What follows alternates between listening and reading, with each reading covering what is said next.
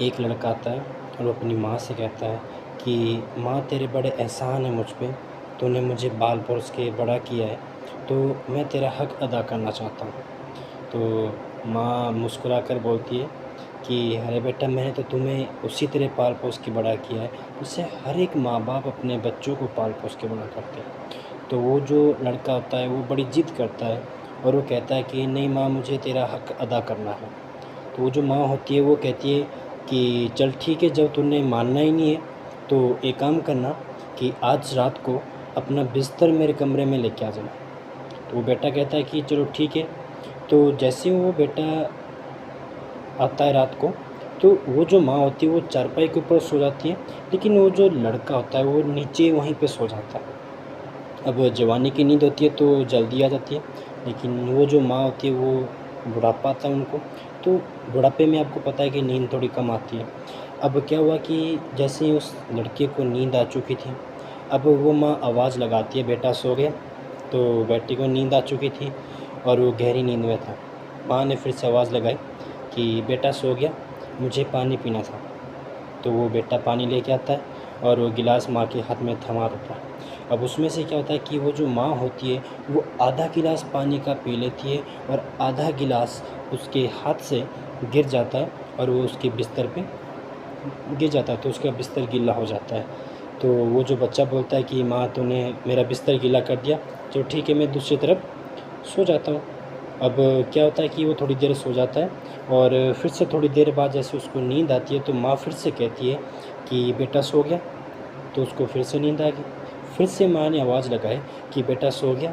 तो वो जो बेटा उठता है तो माँ फिर से कहती है कि बेटा मुझे पानी पीना है। वो बेटा फिर से गिलास लेके आता है, तो फिर से क्या होता है कि वो माँ आधा गिलास पी लेती है और वो जो आधा पानी होता है गिलास का, उसको वो फिर से गिर जाता है माँ के हाथ से, क्योंकि बुढ़ापे में क्या होता है कि हाथों में कंपन हो जाता है और वो गिलास गिर जाता है और वो बिस्तर गीला हो जाता है।